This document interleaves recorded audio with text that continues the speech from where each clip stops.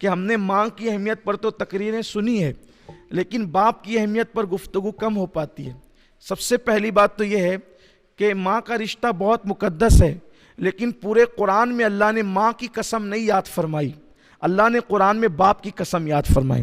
اللہ قرآن میں فرماتا ہے لا اقسم بہذا البلد، اے محبوب اس شہر پاک کی قسم، وانت حل بہذا البلد، اور جس شہر میں آپ چل پھر رہے ہیں، جس شہر پر آپ کے قدم لگے ہیں، اس شہر کی قسم، ووالد وما ولد، اور باپ کی قسم اور بیٹے کی قسم۔ تو اللہ تعالیٰ نے ماں کی قسم قرآن میں یاد نہیں کی بلکہ باپ کی قسم یاد کی۔ اسی لیے فقہا فرماتے ہیں کہ ماں پر افضلیت باپ کو ہے۔ حق کے معاملے میں ماں آگے ہیں، جیسا کہ حدیث پاک میں آتا ہے کہ میرے آقا علیہ السلام سے کسی نے پوچھا یا رسول اللہ سب سے زیادہ مجھ پر کس کا حق ہے؟ فرمایا تیری ماں کا۔ پھر کس کا ہے؟ کہا تیری ماں کا۔ پھر کہا کس کا ہے؟ کہا تیری ماں کا۔ کہا پھر اس کے بعد کس کا؟ کہا تیرے باپ کا۔ حق کے معاملے میں ماں آگے ہیں اور افضلیت کے معاملے میں باپ آگے ہیں۔ فقہا فرماتے ہیں کہ اگر کسی کو کسی شہر جانے سے ماں نے اجازت دے دی اور باپ نے منع کر دیا تو وہ جائے گا نہیں بلکہ رکے گا، اس لیے کہ باپ وہ ہے جس کا فرمان ماننا ماں پر بھی فرض ہے اور بیٹے پر بھی فرض ہے۔ جیسے کہ بیوی شوہر کی اجازت کے بغیر باہر نہیں جا سکتی، تو چونکہ وہ ماں ہے بیٹے کی تو یہ افضلیت ہے باپ کے لیے۔ بلکہ حدیث پاک میں یہاں تک آتا ہے کہ اگر بیٹا نفلی حج کے لیے جائے یا سفر تجارت کے لیے جائے اور باپ کہہ دے تجھے نفلی حج نہیں کرنا، تو اس کے لیے فرض ہے کہ وہ نفلی حج نہ کرے۔ یہ باپ کی اہمیت۔ آقا علیہ السلام فرماتے ہیں باپ جنت کے دروازوں میں سے ایک دروازہ ہے، اور فرمایا کہ بیچ کا دروازہ ہے، باپ جنت کے بیچ کا دروازہ ہے۔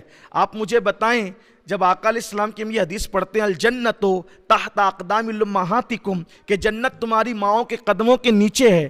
اب جنت تو مل گئی آپ کو، ماں کی خدمت کر کے جنت مل گئی، باپ کو ناراض کیا، دروازہ ہی بند ہے۔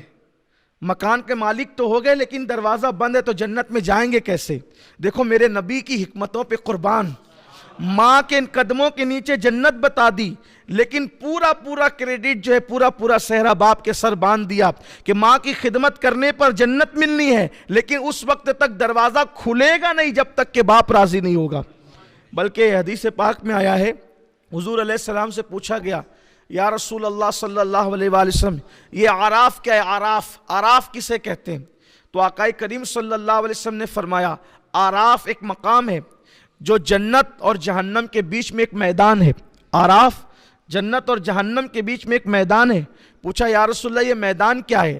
تو فرمایا نہ وہاں جہنم کی طرح عذاب ہے نہ وہاں جنت کی طرح نعمتیں ہیں۔ اور پوچھا اعراف میں کون لوگ ہوں گے؟ اعراف میں کون لوگ ہوں گے؟ تو میرے آقا علیہ السلام نے فرمایا جن لوگوں نے باپ کے حکم کی نافرمانی کرتے ہوئے اللہ کی راہ میں جہاد کیا تھا۔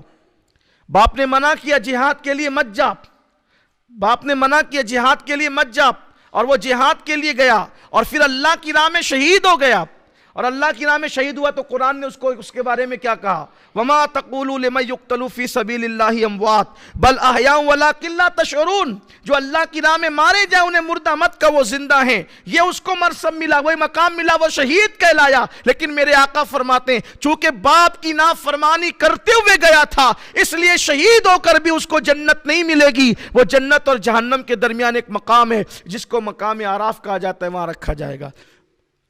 اگر ایک گھر میں باپ بیٹے رہتے ہوں، ایک گھر میں باپ بیٹے، تو کم سے کم بیٹے پر اتنا ضروری ہے کہ صبح کی پہلی ملاقات میں باپ کے لیے اٹھ کر کے کھڑا ہو جائے، یعنی بیٹھے بیٹھے باپ سے نہیں مل سکتا۔ ماں یا باپ سے پہلی ملاقات میں ہر دن اگر ایک گھر میں رہتے ہوں تو، اور اگر گھر الگ الگ ہوں تو جب ملے باپ کے استقبال کے لیے کھڑا ہو، یہ باپ کا احترام ہے۔